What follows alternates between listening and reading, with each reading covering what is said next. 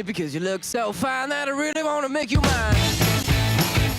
I say you look so fine that I really want to make you mine. 4, 5, 6, come on and get your kicks. Now you don't need the money when you look like that, do you, honey? Big black boots, long brown hair.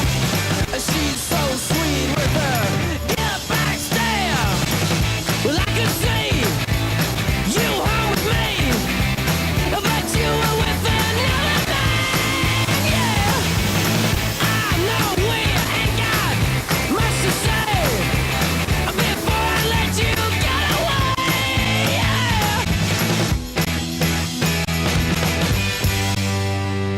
I said, are you gonna be my girl?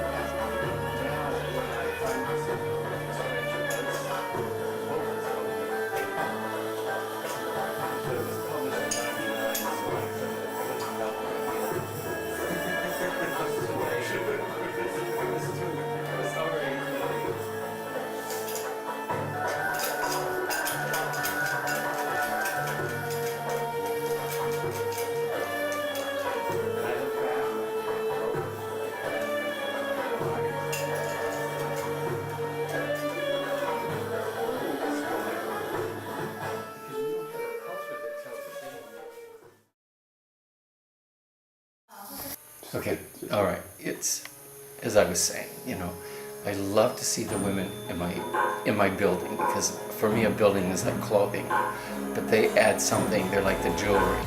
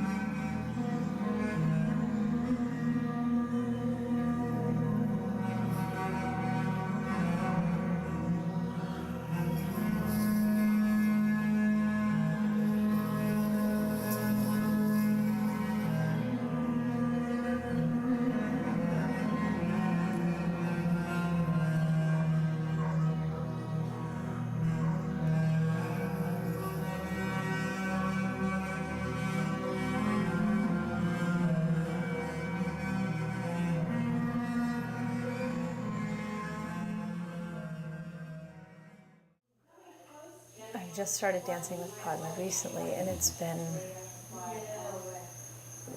really, what's the word I'm looking for? It's just been a really freeing experience because she just creates such a beautiful, open, accepting space, and you can do with it what you will. and I really feel like I can come here and do whatever I want. And then Padma moved up here, and then she had a class, and what I got from her class is like the next step in dance, and that's taking your steps and internalizing them so that you don't have to think so much about, okay, now I want to do this. It was very safe for me. Initially, I was really kind of terrified, but I like to dance, so I wasn't really scared about moving my body in front of other people. Mainly, I think the whole premise of it being a certain type of dance, which is something that I've never practiced before. Embracing it really makes you feel like you want to move more, you want to see everything sparkle and hear it and feel it, and it becomes a part of you, and you can use it to embellish or enhance things. So it makes you feel really, really beautiful.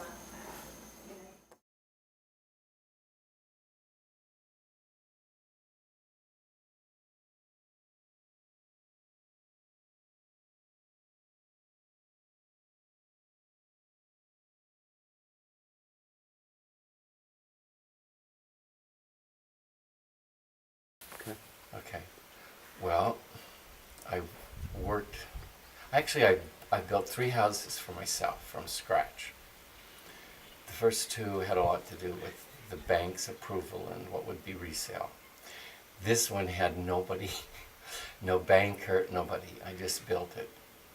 And it isn't like a dream house because it could be many shapes, but I happen to have built a building like one would plant in their garden and find the perfect place for the rose that wouldn't be a perfect place for the ferns, that would be absolutely useless for some kind of cymbidium. So this house sits where it belongs, and it lives. And the thing that's remarkable to me is the reaction that I've been able to feel from the people who visit it. It's a stretch for most people as a house. I mean, they think of like a bedroom, as a headboard with lamps on both sides, and so they come with their traditional ideas, but even the most traditional people catch into the energy, I suppose, of what this is. And that's very rewarding. And it's concrete, that's Hawaiian. It's built on the concept that if the Hawaiians hadn't bought what the Europeans came and told them, they might have built this house. Because it has a thermal mass, it has a high roof, and it breathes. And that's what their houses did. The Europeans taught them to build houses with no thermal mass that don't breathe and just don't work. Mm-hmm. But that's what they've chosen. So my hope, and actually I have people interested in what I call Hawaiian housing. Mm-hmm. And that's really rewarding. And I think people look beautiful in my house. Like last night, the women just take on a certain look. What do you call the house? The house is called White Wave, Nalukea. And if you stand back far enough, you can see there's kind of a waveform. It also is there's a Hawaiian glyph, and it's just an accident that the house is representative of this ancient Hawaiian glyph, which means everything is as it should be. And then, of course, it has the earth, air, fire, and water concept, which I sort of put in a little bit myself, knowingly. But the Hawaiian glyph was a gift. Mm-hmm. Padma just says, hey, check this out. And she showed me this drawing. And I thought, wow, this is our house. So there's some beautiful accidents here. Mm-hmm.